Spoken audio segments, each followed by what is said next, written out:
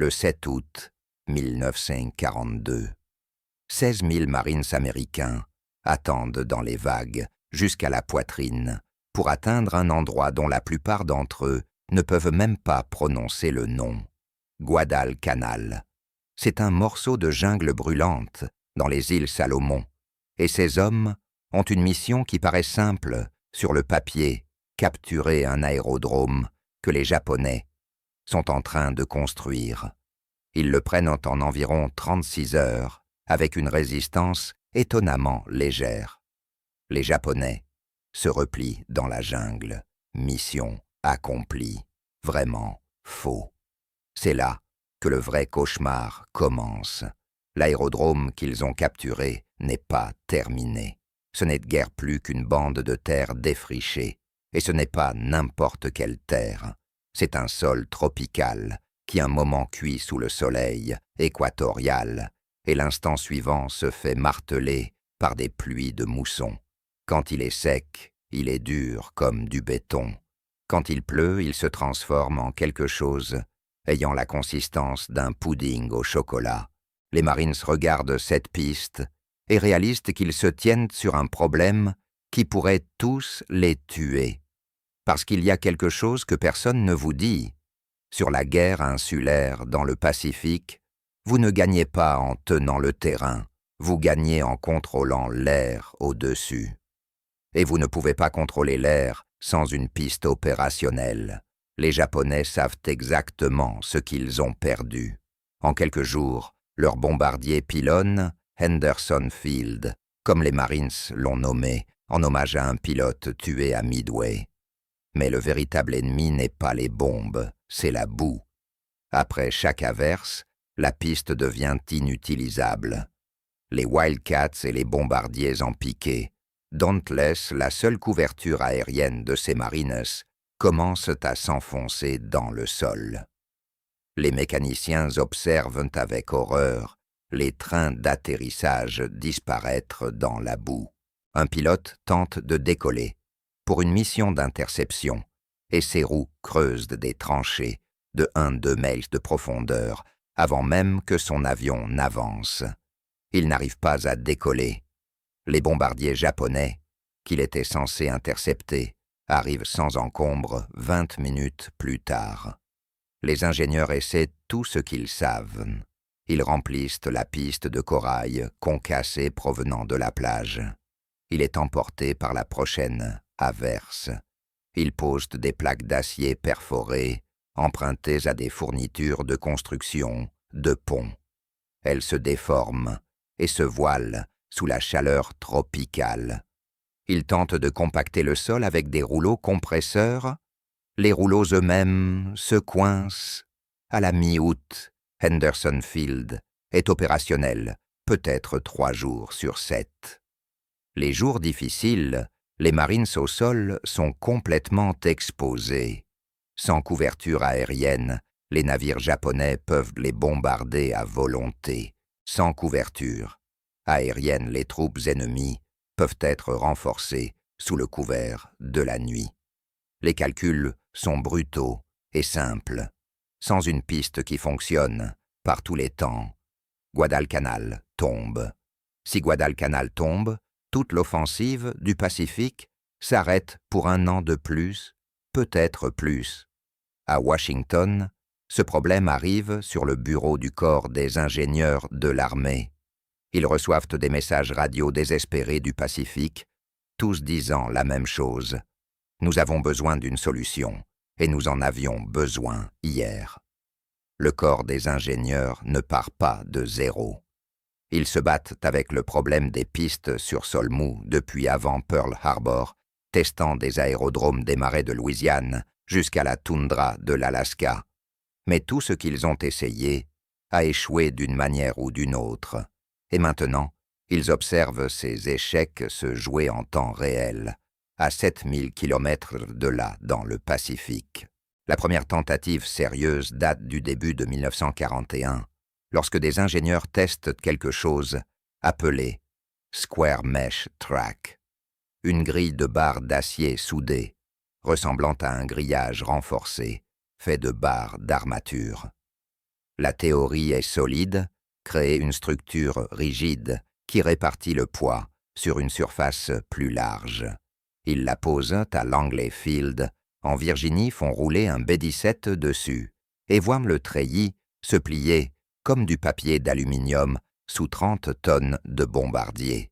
L'acier n'était pas assez épais pour supporter la pression concentrée des trains d'atterrissage, mais l'épaissir signifierait le rendre si lourd qu'il faudrait un cargo rien que pour transporter assez de treillis pour une seule piste. Viennent ensuite les expériences Hessen-Matt au printemps 1941. Les ingénieurs britanniques avaient rapporté un certain succès en utilisant du tissu de jute enduit d'asphalte comme route temporaire en Afrique du Nord. Les ingénieurs américains se disent non, que si ça fonctionne pour des camions, pourquoi pas pour des avions? Ils trempent des milliers de mètres de tissu de jute lourd dans de l'asphalte. Shaw le pose sur un sol mou, à Wright Field, dans l'Ohio, et effectue des tests d'atterrissage avec des chasseurs P-40. Le premier atterrissage se passe bien. Le deuxième crée des ornières. Au 10e atterrissage, le tissu se déchire complètement et des morceaux de jute imbibés d'asphalte bloquent les mécanismes du train d'atterrissage. Tout le concept est mis au rebut en juin. L'approche corail et gravier semblait plus prometteuse initialement parce qu'elle imitait les surfaces naturelles dures. En juillet 1941, les ingénieurs construisent des pistes test en utilisant du corail concassé mélangé à de la roche volcanique, matériau facilement disponible sur les îles du Pacifique. Ils le compactent avec des rouleaux à vapeur jusqu'à obtenir une dureté comparable au béton. Pendant 3 semaines, la piste résiste parfaitement à des opérations aériennes continues. Puis vint la pluie. Pas une petite averse, mais un véritable déluge tropical qui fit tomber 15 cm d'eau en 2 heures. Toute la surface se transforma en une boue liquide. Les ingénieurs observaient horrifiés la piste, soigneusement nivelée, se creuser de rigoles, suffisamment profonde pour cacher un homme.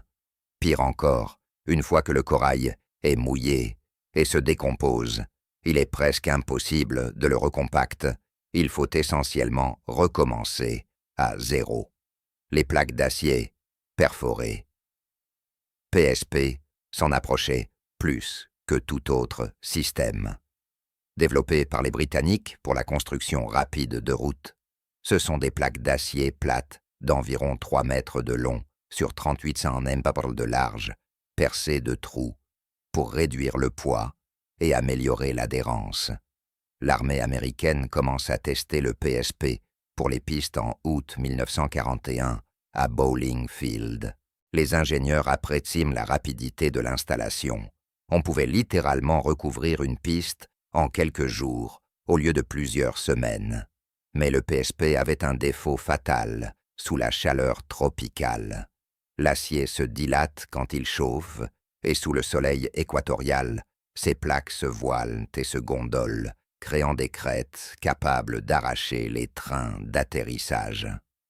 Les pilotes rapportèrent que se poser sur un PSP voilé donnait la sensation d'atterrir sur un tamis à laver à 130 km/h. À l'automne 1941, les équipes d'ingénieurs étaient à court d'idées et de temps. Décembre 1941 change tout. Pearl Harbor n'est pas seulement un désastre militaire. C'est un signal d'alarme, le théâtre pacifique nécessitera des solutions que personne n'a encore inventées. Le noyau des ingénieurs lance alors une demande urgente de contrat auprès des fabricants américains d'acier. Nous avons besoin d'une surface de piste qui puisse être installée en quelques jours, supporter des avions jusqu'à 22 700 kL, fonctionner aussi bien sur boue que sur corail, et résister aux conditions tropicales sans se déformer.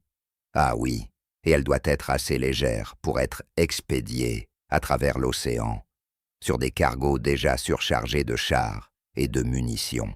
Carnegie, Illinois, Steel Corporation à Pittsburgh obtient le contrat. Leur ingénieur en chef, James Marston, examine tous les échecs précédents et comprend que tout le monde a mal raisonné.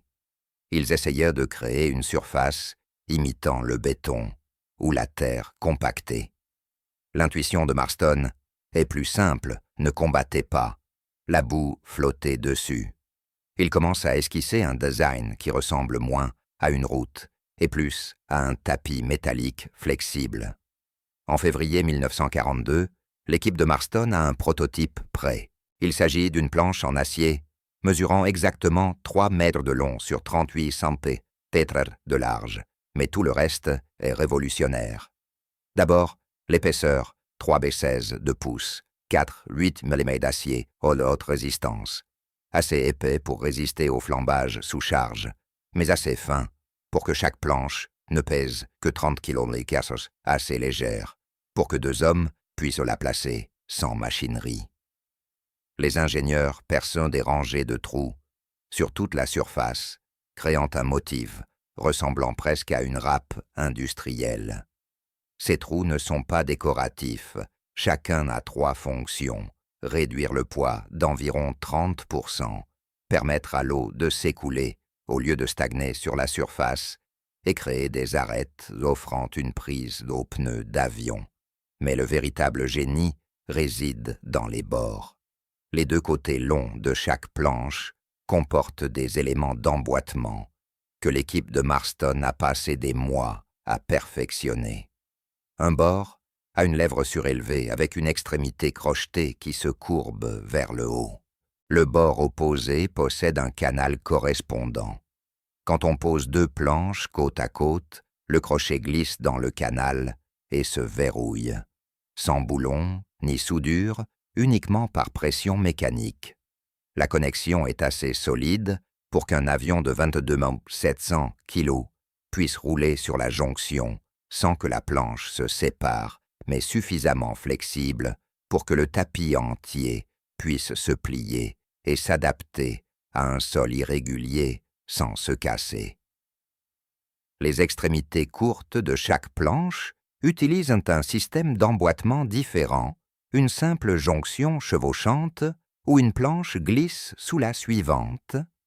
Cela crée une surface continue sur toute la longueur de la piste, sans aucun écart, pouvant coincer une roue. Le chevauchement signifie également qu'à mesure que le poids s'exerce, les planches se verrouillent encore plus étroitement au lieu de s'écarter. En mars 1942, l'armée teste le système au camp Claiborne, en Louisiane, choisi volontairement pour son sol notoirement mou, presque aussi mauvais que la boue du Pacifique. Les ingénieurs posent 111 mélotassellants de planches emboîtables de Marston, directement sur un terrain marécageux non préparé. Ils font rouler un B-17 entièrement chargé dessus. Le tapis se fléchit. On peut réellement voir des ondulations passer sous le poids, mais il tient. Ils effectuent 50 décollages et atterrissages sur 3 jours. Le tapis développe quelques rayures en surface, mais aucune défaillance structurelle. Lorsqu'ils soulèvent une section pour inspecter dessous le sol, c'est comprimé d'environ 5 cm, mais le système d'emboîtement a réparti cette compression de manière uniforme. Il n'y a ni fissure de contrainte, ni séparation aux jonctions. L'armée commande immédiatement 5-6 millions de mètres carrés. Comprendre pourquoi ces tapis fonctionnent nécessite de regarder la physique de ce qui se passe lorsqu'un bombardier de 30 tonnes atterrit sur un sol mou. Le problème n'est pas le poids total, mais la façon dont ce poids se concentre. Un bombardier B-25, Mitchell, pèse environ 15 900 kg chargé, mais tout ce poids repose sur 2 trains d'atterrissage principaux et une roulette de queue. Chaque train principal a 2 pneus, ce qui signifie que les 15 900 kg sont concentrés sur environ 0,37 pm de contact, soit près de 4 400 kg par pied carré, frappant le sol à chaque atterrissage. Un sol mou peut typiquement supporter environ 145 kg par pied carré avant de céder. Pas besoin de calcul complexe pour voir le problème. Marston Matt résout cela en répartissant la charge sur plusieurs plans, littéralement plusieurs planches, travaillant comme un système unifié. Quand une roue touche une planche, celle-ci ne travaille pas seule, les crochets et canaux interconnectés transmettent immédiatement la force aux 4 planches adjacentes, 2 de chaque côté et une devant et derrière.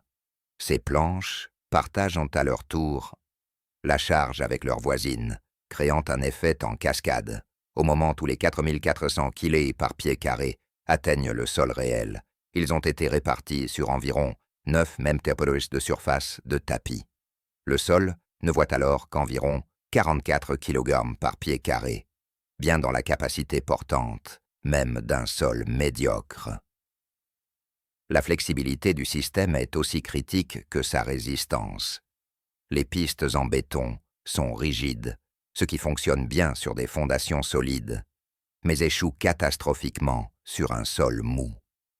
Quand une section de béton s'enfonce légèrement, la dalle rigide se fissure. L'eau s'infiltre et toute la surface se détériore rapidement. Marston Mat ne se fissure pas, car il ne cherche pas à être rigide. Chaque planche peut se déplacer, indépendamment de très petites quantités de l'ordre de fractions de pouces, tout en maintenant la connexion emboîtée. La surface entière flotte essentiellement sur le sol, comme un énorme radeau en acier, s'adaptant aux affaissements, aux mouvements du terrain, sans se casser. Les trous percés dans chaque planche font plus que réduire le poids. Ils craignent ce que les ingénieurs appellent une surface semi-perméable. Quand il pleut, et dans le Pacifique il pleut constamment, l'eau ne stagne pas sur la piste, évitant les risques d'aquaplanage. Elle s'écoule directement par les trous. Mais l'astuce, c'est que les trous ne font qu'environ 500 cm de diamètre, ce qui laisse encore suffisamment de métal solide pour que les pneus des avions beaucoup plus larges accrochent. Les pneus voient une surface quasi solide, tandis que l'eau s'évacue. Les tests, à Wright Field, en avril 1942, ont montré que l'eau s'écoulait 6 fois plus vite sur Marston Mat que sur une surface pleine. Les bords, emboîtables, résolvent aussi un problème inattendu, la réparation après un bombardement. Quand un bombardier japonais cratère la piste, on ne peut pas simplement patcher le Marston Mat comme du béton. Il faut remplacer des sections entières. Mais comme les planches s'emboîtent, sans soudure ni boulon, les équipes peuvent simplement déverrouiller les planches endommagées, les retirer et poser de nouvelles. À Henderson Field, les ingénieurs ont chronométré ce processus. Un cratère de 6 mètres, détruisant une section de piste, pouvait être réparé et opérationnel en moins de 40 minutes. Cela n'inclut pas le remplissage du cratère lui-même, juste le remplacement de la surface. Comparez cela au béton, où une réparation similaire prendrait des jours et nécessiterait un équipement spécialisé pour couler et faire durcir le matériau. La simplicité du système signifiait que la formation requise était minimale. Il ne fallait pas d'ingénieurs spécialisés pour installer Marston Mat, juste des hommes capables de suivre un schéma et de travailler rapidement. Henderson Field, 17 août 1942. Le premier envoi de Marston Mat arrive sur Guadalcanal à bord de cargo, ayant dû traverser un guet-apens de sous-marins japonais. Le personnel du Naval Construction Battalion, les Seabees, décharge 36 tonnes de plaques d'acier sur la plage, tandis qu'aucun avion de chasse ne mitraille le rivage. Ils travaillent contre une échéance mesurée, non en jours, mais en heures, avant le prochain raid aérien japonais. Les Seabees n'avaient jamais vu ce matériau auparavant. La plupart étaient des ouvriers civils, il y a quelques mois encore charpentiers, ouvriers de l'acier, conducteurs d'engins, provenant de chantiers de routes et de ponts à travers l'Amérique. Maintenant, ils se trouvent dans une zone de combat, essayant de comprendre comment assembler une piste à partir de zéro alors que des tirs les frappent activement. La première chose qu'ils réalisent, c'est que 30 km par planche semble gérable, jusqu'à ce qu'il faille les transporter sur des centaines de mètres sous 38 degrés T, avec 90% d'humidité. Ils développent un rythme par nécessité. Des équipes de 2 hommes prennent les planches des stocks et les transportent jusqu'au bord de la piste. Un 3e homme sert de guide, positionnant chaque planche pour que les bords emboîtables s'alignent correctement. La première rangée se pose relativement facilement, simplement des planches côte à côte sur le terrain dégagé. Mais chaque rangée suivante exige la connexion par crochets et canaux. Il trouvait que la technique, incliner légèrement la nouvelle planche, glisser le crochet sous le canal de la planche, déjà posée, puis la poser à plat. Quand elle est bien en place, on entend un clic métallique, le son le plus satisfaisant pour ces hommes. Ce clic signifie que la planche est verrouillée. Le travail se déroule par rafales frénétiques entre les raids aériens. Les bombardiers japonais frappent Henderson Field presque quotidiennement, parfois 2 fois par jour. Les Seabees apprennent à surveiller les observateurs. Un seul avion de reconnaissance signifie que les bombardiers arriveront peut-être 1 heure plus tard. Quand l'alerte sonne, tout le monde abandonne ses outils et court se mettre à l'abri. Les bombardiers passent, larguant leurs charges et repartent. Les Seabees attendent 10 minutes que les munitions non explosées soient neutralisées, puis retournent sur la piste pour continuer là où ils s'étaient arrêtés. Si une bombe frappe une section déjà achevée, ils déverrouillent les planches endommagées et les remplacent. Si elle frappe une section non atteinte, ils remplissent le cratère de corail et continuent de poser le tapis par-dessus. Le 20 août, 3 jours après l'arrivée des premières planches, une section de piste de 60 mètres de long sur 23 mètres de large est opérationnelle. Ce n'est pas une piste complète. Henderson Field aura finalement besoin de 1500 mètres pour accueillir les bombardiers en toute sécurité, mais c'est suffisant pour les chasseurs. Cet après-midi-là, 19 chasseurs Wildcat et 12 bombardiers en piqué, Dauntless, arrivent du porte-avions Enterprise. Ces appareils désignés VMF-23 et VMS B-132 deviennent la célèbre Cactus Air Force, nommée d'après l'indicatif radio de Guadalcanal. Ils atterrissent sur une surface qui n'existait pas 72 heures plus tôt.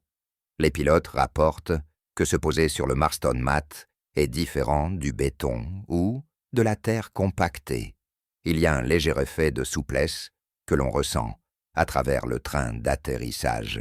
Certains décrivent la sensation comme celle d'atterrir sur un trampoline ferme.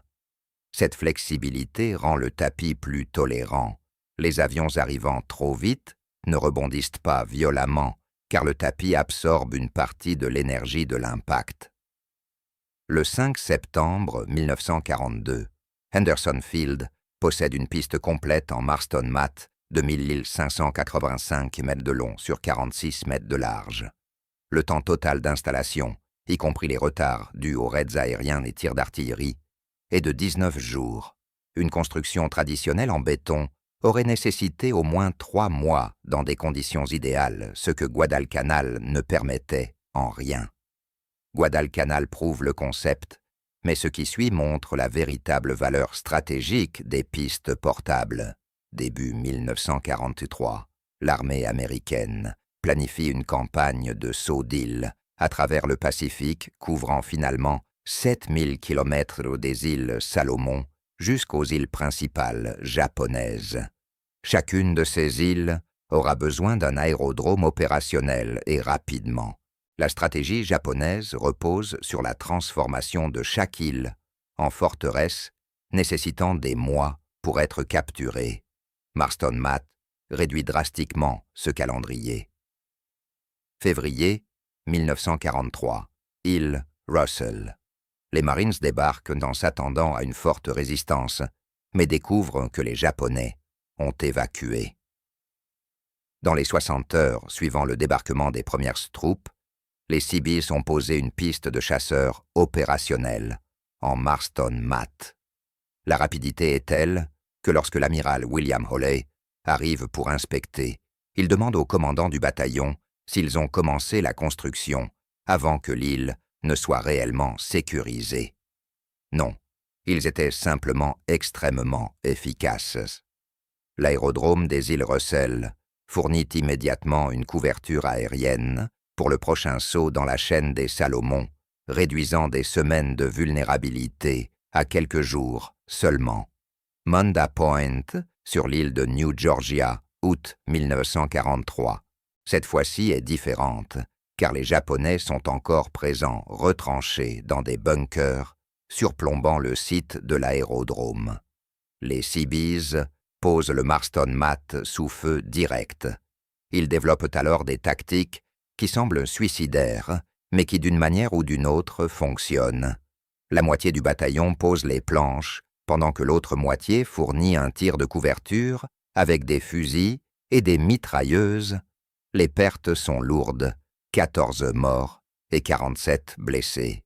Mais la piste est opérationnelle en 11 jours. Les chasseurs corsaires des Marines commencent à effectuer des missions depuis Munda, alors que des tireurs d'élite japonais sont encore en train d'être éliminés du périmètre. Novembre 1943, Bougainville. C'est là que l'armée commence à expérimenter la préfabrication. Au lieu de poser les planches une à une, les ingénieurs depuis l'Australie commencent à assembler des sections de Marston Mat en panneaux mesurant 15 mm 4, 5 mètres. Ces sections géantes sont chargées sur des LST Landing Ship Tanks et transportées intactes. Lorsque les LST s'échouent sur les plages de Bougainville, des grues soulèvent directement ces sections préassemblées sur le terrain préparé. Une piste qui aurait nécessité 2 semaines à poser planche par planche est installée en 4 jours. En décembre, Bougainville dispose de 3 pistes complètes en Marston Mat, formant un motif triangulaire, permettant des décollages et atterrissages simultanés, quelle que soit la direction du vent. Les chiffres de production racontent, à eux seuls, l'importance prise par cette technologie. En 1942, Carnegie Illinois Steel et 9 autres fabricants d'acier produisent 8 millions de pieds carrés. En 1943, la production atteint 40 millions de pieds carrés. En 1944, elle grimpe à 60 millions de pieds carrés, par an, de quoi construire une piste reliant New York à Philadelphie si on la déroulait d'un seul tenant. L'armée consomme tant de Marston Mat qu'une pénurie d'acier touche d'autres programmes. La production de chars est temporairement réduite car les fourneaux sont réquisitionnés pour fabriquer les plaques de piste. Janvier 1945, golfe de Lingayen aux Philippines. Cette opération emploie le Marston Mat d'une façon qu'aucun ingénieur n'avait prévue. Les ingénieurs en recouvrent les plages sablonneuses pour créer des quais et des routes temporaires pour les camions de ravitaillement. Ils découvrent que le tapis répartit aussi bien le poids des véhicules à roues que celui des avions. Les convois de ravitaillement, qui normalement s'embourberaient dans le sable, peuvent désormais rouler directement des péniches de débarquement jusqu'au dépôt à l'intérieur des terres. Février 1945, Iwo Jima. C'est peut-être l'installation la plus célèbre du Marston Mat pendant la guerre, bien que peu de gens le sachent. Les cendres volcaniques d'Iwo Jima sont si fines et meubles qu'elles ressemblent à du sucre en poudre, impossible d'y faire durcir du béton, car la cendre s'y mêle. Compactage de la terre. Impossible, il n'y a pas de terre, seulement de la cendre. Le Marston Mat devient la seule option viable. Les Seabees en recouvrent les 3 aérodromes de l'île, pendant que la bataille du mont Suribachi fait encore rage. La guerre se termine en août 1945 et les planificateurs militaires supposent que le Marston Mat deviendra obsolète en quelques mois. En temps de paix, on peut prendre son temps pour construire de vraies pistes en béton. L'acier est stocké dans des dépôts à travers le Pacifique des milliers de tonnes, entreposées dans des hangars, prêtes à être recyclées ou revendues. Puis arrive le 25 juin 1950. La Corée du Nord envahit la Corée du Sud et soudain, l'armée américaine doit rétablir la supériorité aérienne dans un théâtre où l'infrastructure n'existe pratiquement pas. Les stocks de Marston Mat sont sortis des entrepôts. Le terrain de la Corée est radicalement différent de celui des îles du Pacifique montagneux, avec des hivers rudes et un sol qui gèle solidement. Les ingénieurs se demandent si des plaques conçues pour la jungle tropicale fonctionneront par température négative. Ils découvrent vite que l'acier devient cassant, par grand froid, mais que le système d'emboîtement reste intact. La flexibilité qui rendait le tapis efficace sur sol mou le rend aussi performant sur sol gelé. Quand le sol gèle et se dilate, le tapis se soulève. Quand il dégèle et se contracte, il redescend. Pas de fissure, pas de séparation. L'aérodrome de Kimpo, près de Séoul, devient le cas d'essai. Septembre 1950, l'aérodrome est en ruine. Les forces nord-coréennes ont détruit les pistes en béton avant de battre en retraite. Les ingénieurs de l'US Air Force posent du Marston Mat directement sur le béton brisé, rendant la piste opérationnelle en 72 heures.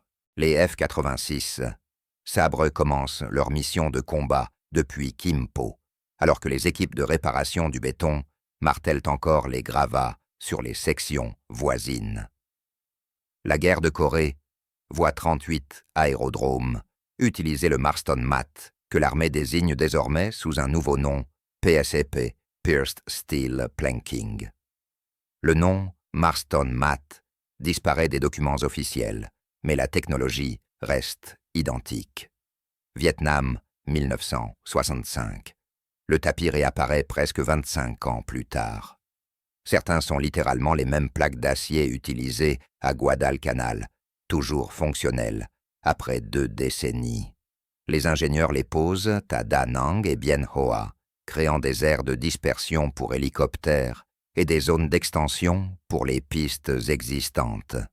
Le climat vietnamien mousson, chaleur extrême, sol acide, est presque identique à celui des îles du Pacifique où le tapis avait été conçu. Il fonctionne exactement comme en 1942.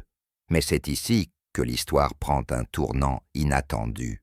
Après le Vietnam, le Marston Mat trouve des applications civiles. Les compagnies pétrolières commencent à l'utiliser en Alaska et au Canada pour créer des routes temporaires et des plateformes de forage sur le pergélisol sans détruire la fragile toundra. Les mêmes principes de répartition du poids qui empêchaient les bombardiers de s'enfoncer dans la boue du Pacifique empêchent désormais les camions de faire fondre le sol gelé. Les groupes environnementaux soutiennent même son utilisation, car il est démontable une fois les opérations de forage terminées. On peut retirer le tapis et la toundra se régénère, contrairement aux routes en gravier permanentes. Janvier 2010, Haïti. Un séisme de magnitude 7,0 dévaste Port-au-Prince. La piste de l'aéroport international reste intacte, mais les infrastructures environnantes sont détruites, créant un goulet d'étranglement pour les vols humanitaires. L'armée américaine achemine par avion des palettes de Marston Mat, on en fabrique encore, et en recouvre les voies de circulation et les aires de stationnement endommagées.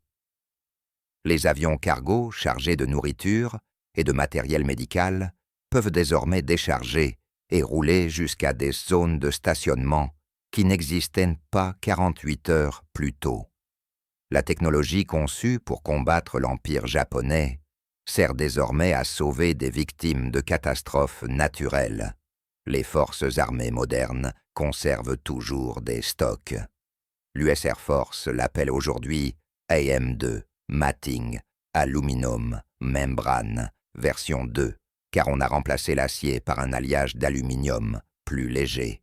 Mais le design reste reconnaissable, même bord, emboîtable, même surface perforée, même concept de base, imaginé par Marston en 1942. La Royal Air Force britannique l'utilise également.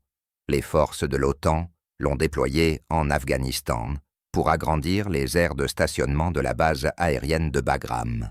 On le retrouve dans des zones sinistrées, après des typhons, inondations ou ouragans, partout où l'on a besoin d'une infrastructure instantanée, sur un terrain endommagé ou non préparé. Les tapis Marston, originaux, existent encore. On peut en voir des sections réutilisées, comme passerelles, tabliers, de ponts ou clôtures décoratives. Certaines îles du Pacifique possèdent encore des tronçons, posés pendant la Seconde Guerre mondiale, patinés et usés, mais toujours fonctionnels, après 80 ans. Les guerres se gagnent avec des chars, des avions et des navires. C'est ce que retiennent les livres d'histoire et les documentaires. Mais en réalité, les guerres se gagnent grâce à l'infrastructure invisible, la logistique sans gloire, les chaînes d'approvisionnement, la capacité à transformer un terrain inutile en atout militaire fonctionnel, plus vite que l'ennemi ne peut l'imaginer. Le Marston Mat a changé l'équation fondamentale de la guerre du Pacifique. Et pourtant, la plupart des gens n'en ont jamais entendu parler. Avant l'existence de ces plaques d'acier, capturer une île signifiait s'engager dans des mois de construction avant qu'elle ne devienne utile. On s'emparait du terrain, puis on attendait que les ingénieurs fassent leur relevé, nivellant coulant le béton, et patiente pendant le séchage. Pendant tout ce temps, les troupes restaient vulnérables et l'île conquise n'était qu'un bien immobilier coûteux. Les Japonais comprenaient parfaitement ce calcul. Leur stratégie défensive reposait sur le fait que chaque île prendrait tant de temps à devenir opérationnelle que l'élan américain finirait par s'essouffler.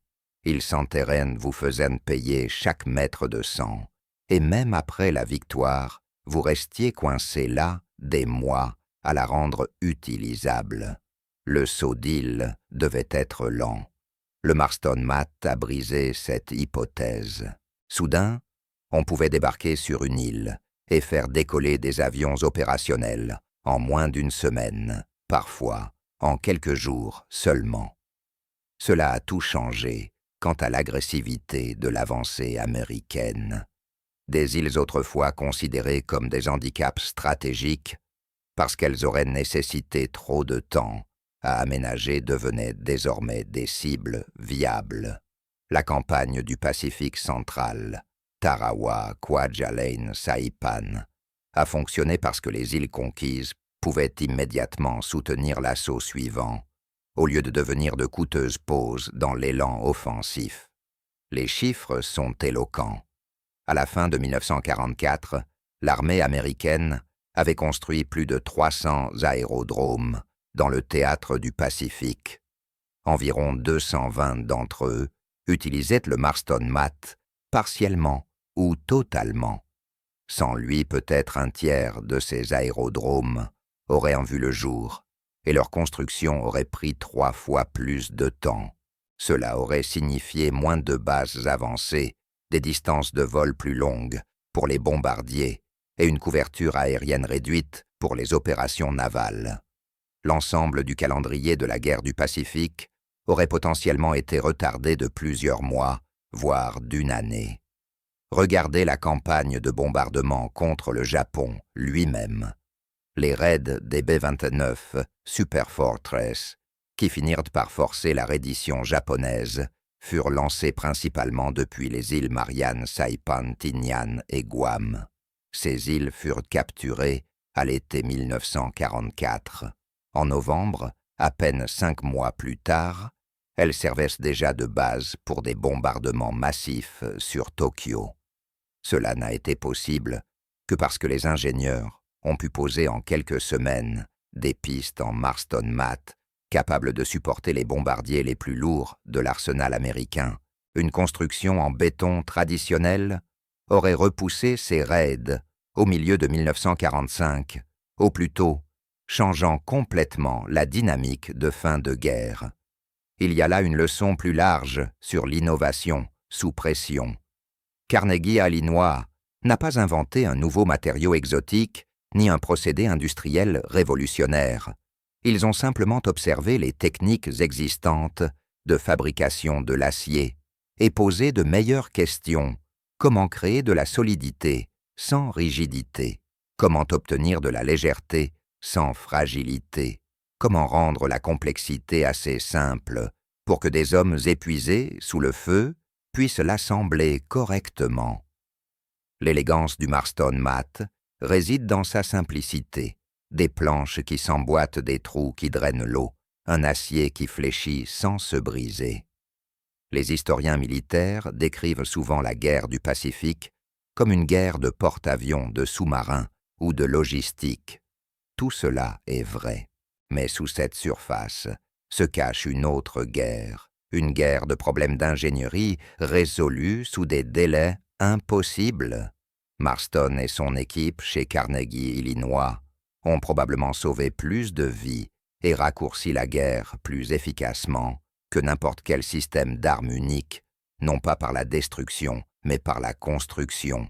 Ils ont trouvé comment transformer la boue en pistes, les jungles, en bases aériennes et les îles sans valeur en plateformes de lancement. Ils ont rendu l'impossible logistiquement réalisable. Et en temps de guerre, la logistique est tout. Ces planches d'acier perforées, aux bords simples et emboîtables, n'ont pas seulement servi à construire des pistes d'aviation,